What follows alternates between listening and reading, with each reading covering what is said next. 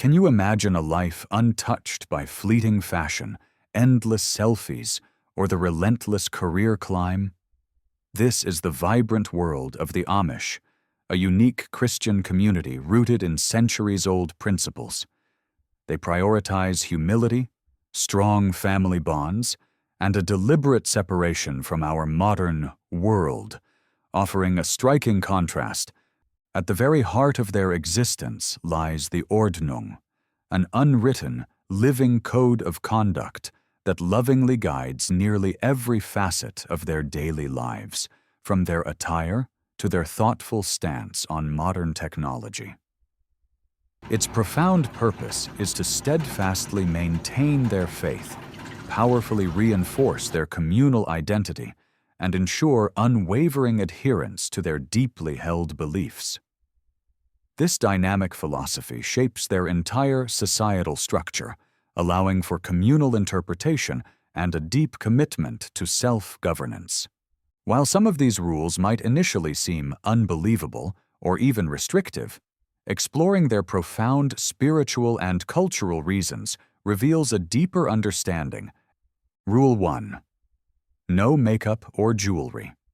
In our world, makeup and jewelry are often seen as essential tools for self-expression, a way to enhance our natural beauty or make a statement.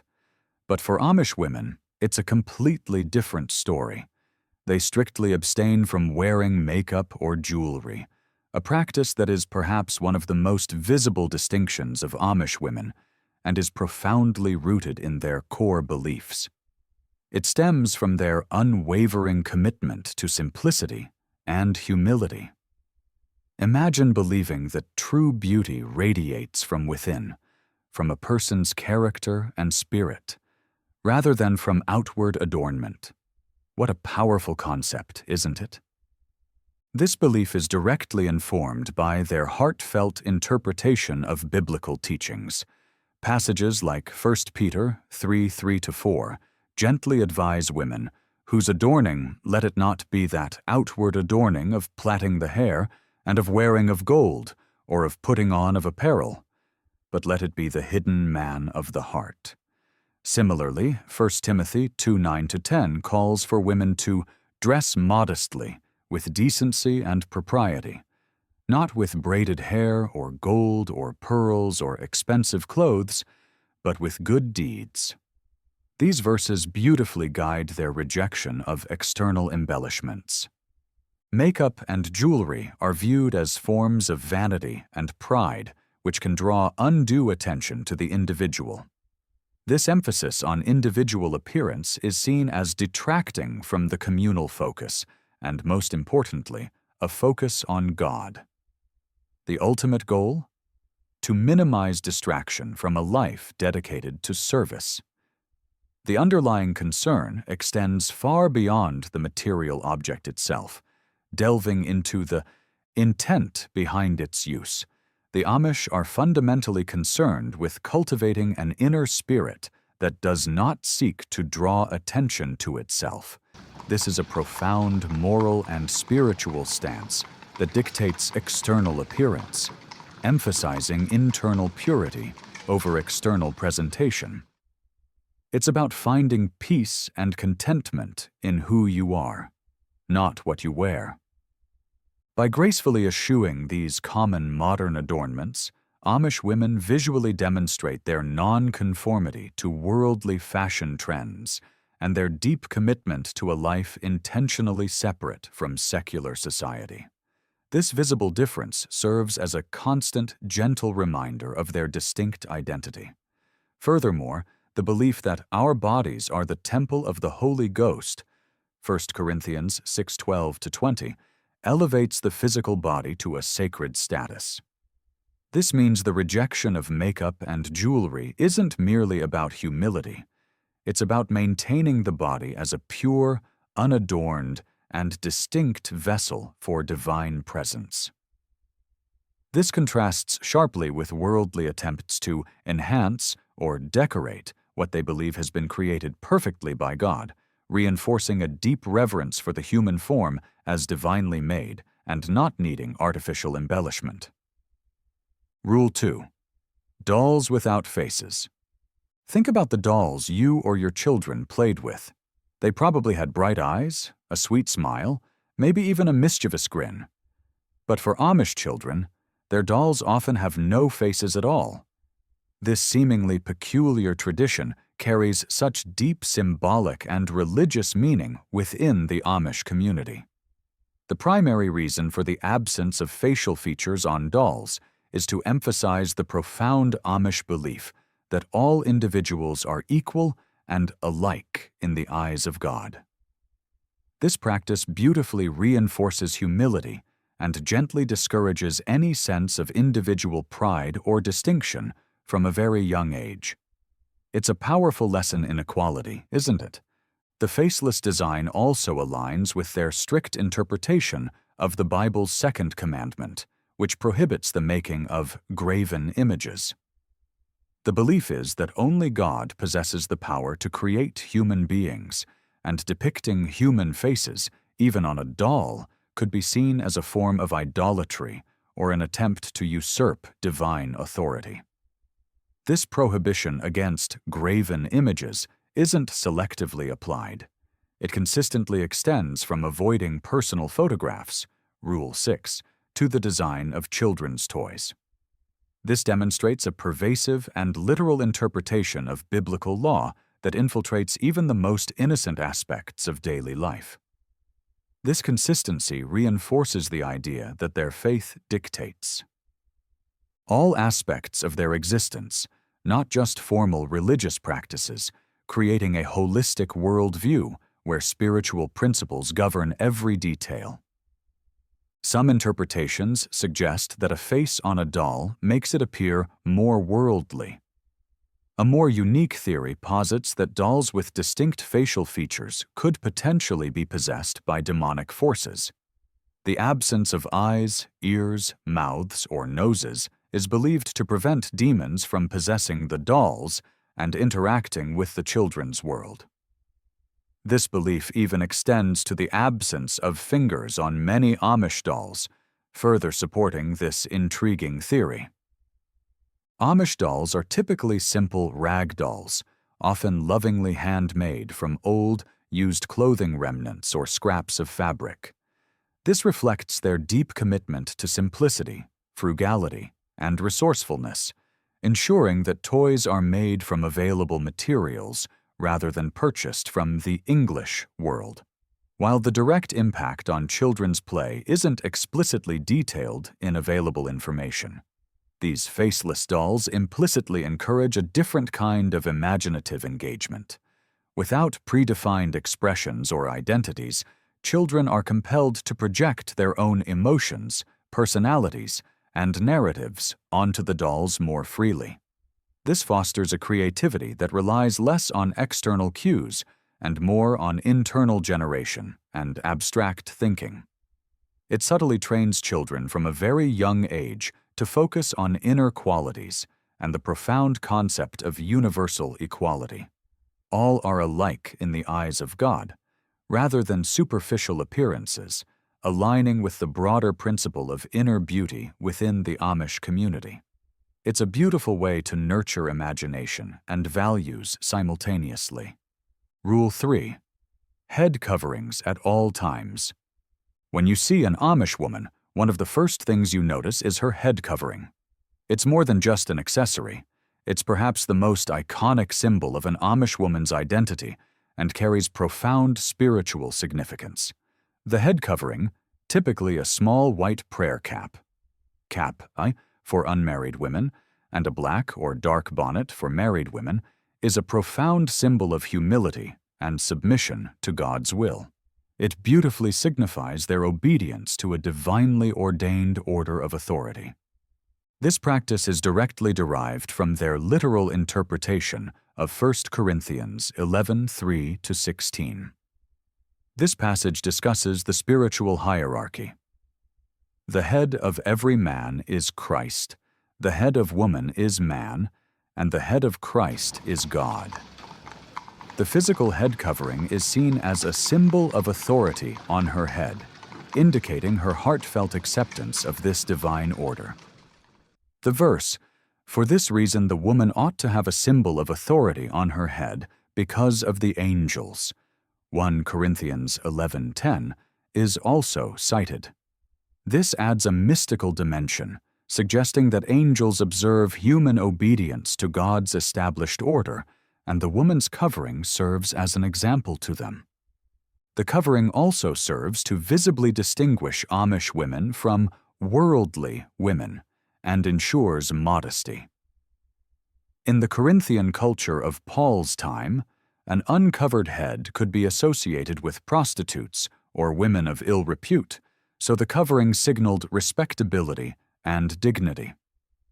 Amish women never cut their hair, instead styling it neatly in a bun or braid at the back of the head, and the head covering gracefully conceals it. This is because long, uncut hair is considered a woman's glory, 1 Corinthians 11:15, and a natural covering given by God. By covering this glory in public, they demonstrate humility and devotion, reserving their full glory for their husband and for God. The head covering isn't merely a private act of devotion, it's a constant, public declaration of their faith and their intentional separation from the world. In a society where appearance is often about individual expression and conformity to fleeting trends, the Amish head covering is a powerful, non-verbal statement of collective identity and unwavering adherence to a divine order. It serves as a daily witness to their beliefs, offering a sense of peace and belonging that transcends fleeting fads.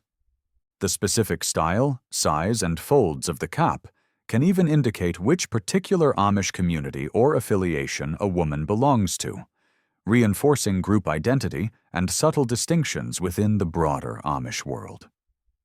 It's truly remarkable how a single garment can carry so many layers of meaning, from personal piety to communal belonging.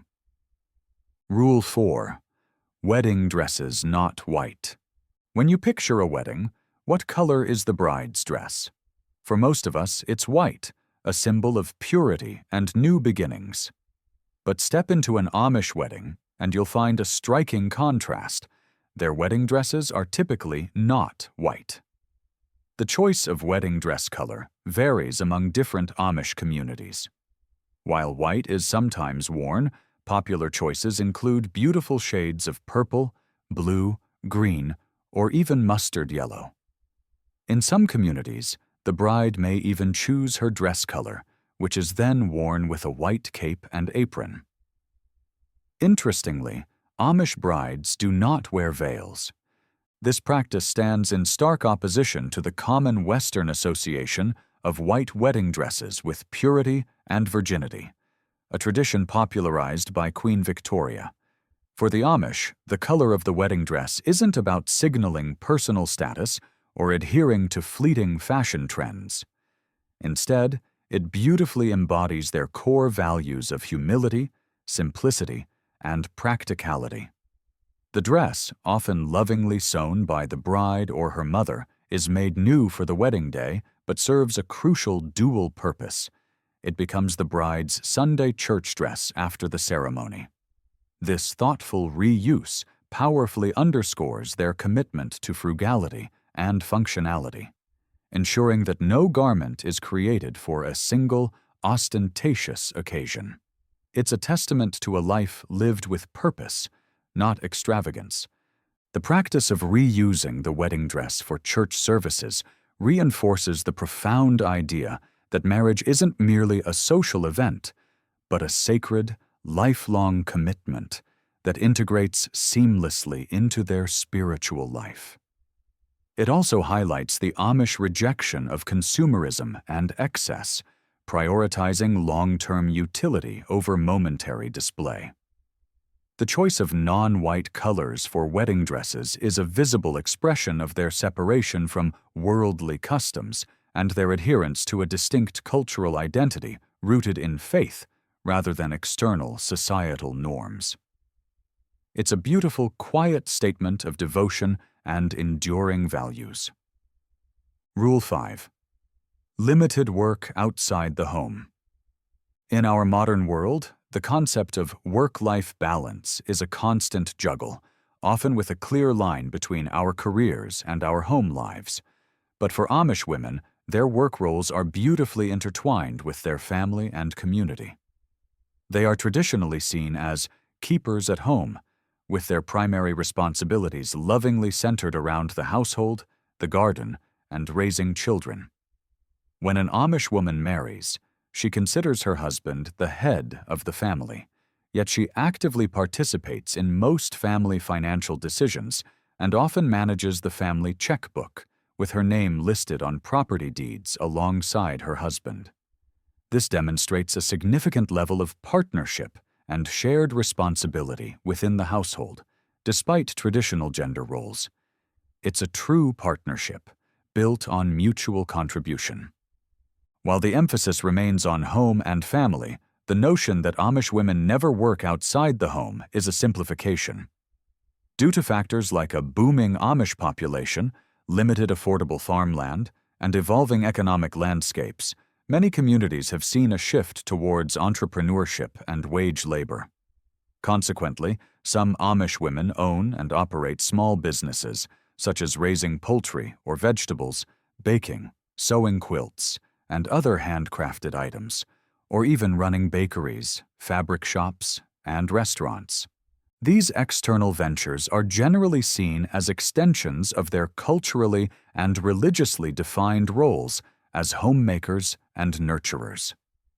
Labor-saving technologies, such as diesel-powered automatic washers, have reduced time spent on traditional chores, allowing women more time for other activities, including income-generating work. Home-based businesses are preferred, ensuring family responsibilities remain paramount.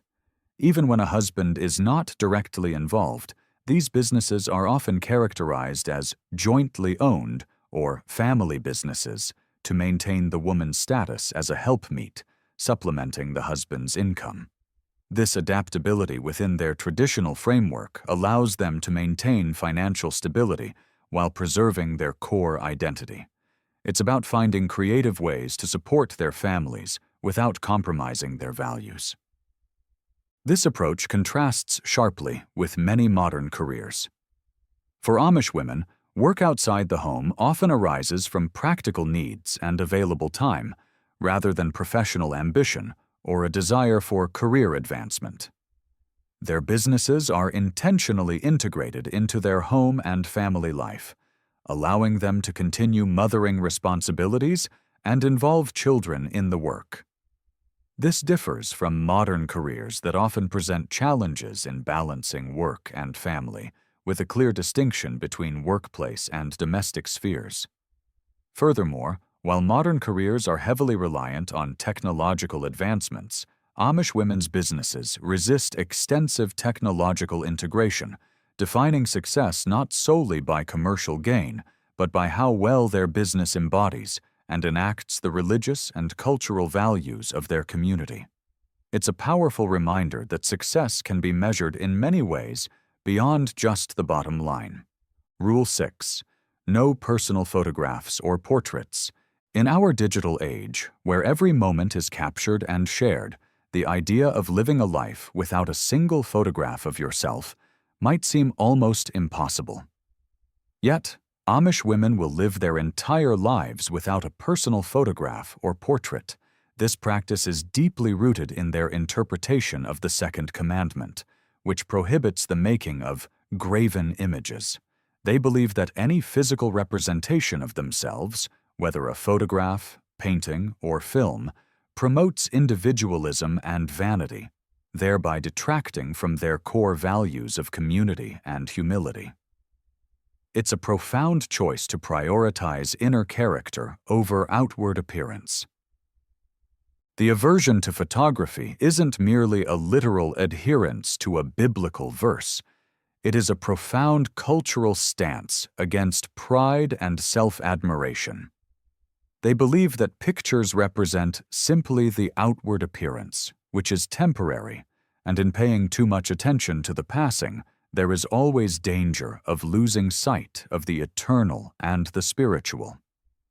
This perspective beautifully emphasizes the transient nature of earthly life and encourages a focus on spiritual values and the collective identity of the community rather than individual glorification. It's about finding joy in the present moment and the enduring spirit, not in a fleeting image.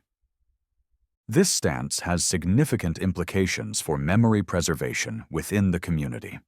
Without photographs, personal and communal memories are primarily preserved through rich oral traditions, heartfelt storytelling, and the beautiful continuity of their lifestyle and practices rather than visual records.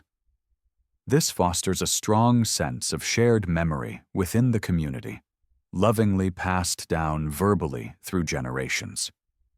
While tourists often attempt to photograph the Amish, the community finds this bothersome and disrespectful as it violates their deeply held beliefs. This highlights a fundamental difference in how memory and identity are constructed and preserved compared to mainstream society, where visual documentation is ubiquitous. It's a powerful testament to the enduring strength of shared stories and lived experiences. Rule 7. Restrictions on buttons. Have you ever stopped to think about something as simple as a button? For most of us, they're just a functional part of our clothes. But for the Amish, even buttons carry deep meaning. One of the distinctive aspects of Amish attire is the absence of buttons on certain garments, particularly women's dresses, and men's suit coats and vests. Instead, these garments are fastened with straight pins, hooks and eyes, or snaps. This seemingly minor detail carries significant symbolism within the Amish community. The Amish avoid buttons as a symbol of simplicity and humility. Buttons, especially decorative ones, are seen as forms of vanity and excess, which are contrary to their core values. Historically, buttons were associated with military uniforms, indicating rank and distinction, and later with fashion trends that displayed wealth and social status among European aristocracy. By eschewing buttons, the Amish aimed to distance themselves from anything emblematic of hierarchy, power, and worldly ostentation. This practice beautifully underscores their belief in equality and community over individual expression or social standing. It's a quiet rebellion against the pressures of status and display. The preference for hooks and eyes, pins, and snaps reflects a deep commitment to plainness and functionality. These fasteners are discreet, efficient, and align with the community's emphasis on utility rather than aesthetics. The manual attachment of these alternatives, often using treadle sewing machines or hand sewing methods, demonstrates a dedication to creating garments that are both practical and lasting. While the Old Order Amish are known for their stringent adherence to these limitations, more progressive groups may show greater flexibility. Exceptions are also made for practical needs, such as on men's shirts, which may use simple buttons, workwear requiring durability and ease of movement, children's clothing for simplified dressing, or for individuals with health or mobility challenges. This demonstrates a pragmatic approach where core principles guide, but practical necessities allow for some adaptation, provided they do not compromise the fundamental values of modesty and simplicity. It's about finding freedom in simplicity, rather than being bound by fleeting trends. Rule 8. Uncut hair and specific styling. For many of us, our hair is a canvas for self-expression, a way to reflect our personality and keep up with trends. But for Amish women, their hair tells a different story. They never cut their hair, a practice deeply rooted in their faith and interpretation of biblical scripture. Their hair is typically worn in a braid or bun at the back of the head and is always gracefully concealed by a small white prayer cap. Cap? When in public. This tradition is primarily inspired by 1 Corinthians 11:15, which states that if a woman has long hair, it is a glory to her, for her hair is given to her for a covering. For the Amish, long, uncut hair is considered a woman's glory and a natural covering lovingly provided by God. By keeping their hair long and covering it in public, they demonstrate humility and devotion, reserving their full glory for their husband and for God. This practice beautifully signifies a woman's respect for the divine order and her deep commitment to modesty, ensuring that her beauty is preserved rather than displayed for the world. It's a powerful act of devotion, a quiet strength. The refusal to cut or style their hair serves as a powerful statement against worldly trends and self-expression through appearance. It reinforces the belief that true beauty lies in humility and inner qualities, not in external adornment or fleeting fashions.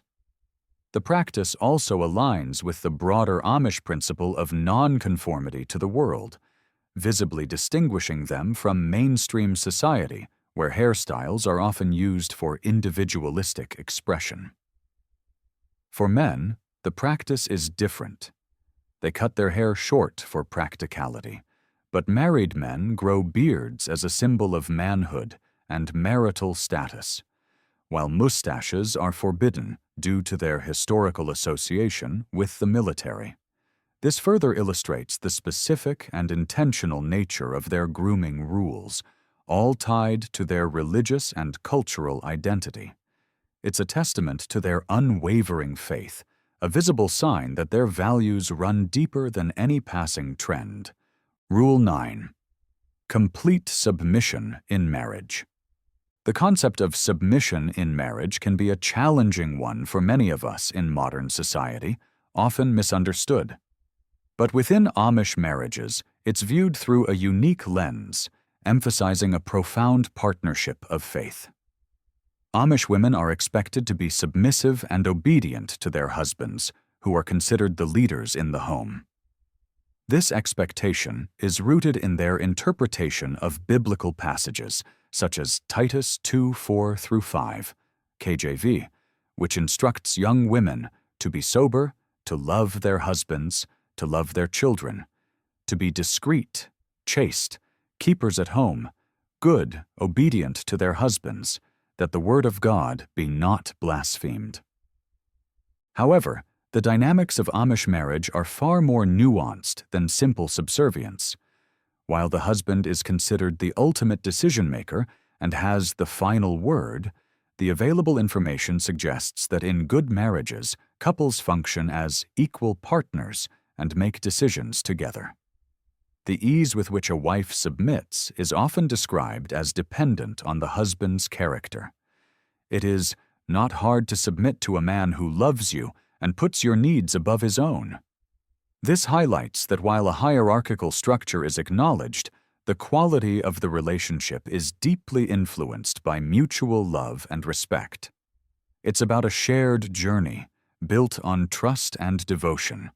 The biblical concept of submission in marriage, as discussed in Ephesians 5:21-33, is interpreted by many Christian traditions, including the Amish, as a mutual reverence for Christ, where both spouses are called to love and serve each other. The wife's role is often defined as a helper, a term that, in Hebrew, is also used to describe the Holy Spirit, implying a role of bringing wholeness and nurturing rather than servitude. The husband's role is typically seen as a provider, protector, and leader. The emphasis is on both individuals bringing their unique gifts to the marriage, working together in harmony for the benefit of all, rather than one person taking advantage of the other. Divorce and separation are extremely rare among the Amish, as they consider it a sin. Even in unhappy or challenging marriages, women typically stay with their husbands, striving to keep the home together and make a good life for their children. This commitment reflects their unwavering dedication to the sanctity of marriage and family as central pillars of their faith and community. While men lead in the church, Women are permitted to vote at members' meetings, indicating a degree of shared governance within the broader community structure. It's a commitment that offers a profound sense of security and purpose, a lifelong partnership in faith. As we reflect on the unbelievable rules that gracefully govern the lives of Amish women, it's clear these aren't arbitrary restrictions. Instead, they are deeply interconnected expressions of a profound faith and a courageous countercultural stance. Every practice, from their unadorned appearance to their handmade clothing, stems from core Amish values of humility, simplicity, and a heartfelt separation from the world. The Ordnung serves as their comprehensive, living constitution, meticulously guiding their existence and ensuring consistency with biblical interpretations that prioritize spiritual purity, communal solidarity, and inner virtue over external display. These practices, while seemingly restrictive, actually foster creativity, reinforce shared identity, and prioritize lasting utility over fleeting trends. Amish women, though traditionally focused on the home, wield significant influence in family decisions and adapt to economic shifts through entrepreneurship. Even in marriage, submission is beautifully intertwined with mutual love, respect, and shared responsibility, reflecting a partnership rooted in faith. Ultimately, the Amish way of life offers a compelling study in intentional living, demonstrating how a community can maintain its identity and values by meticulously weaving beliefs into the very fabric of daily existence. Their distinct choices underscore a commitment to purpose that resonates far beyond their secluded communities, offering valuable lessons for us all about finding meaning and connection.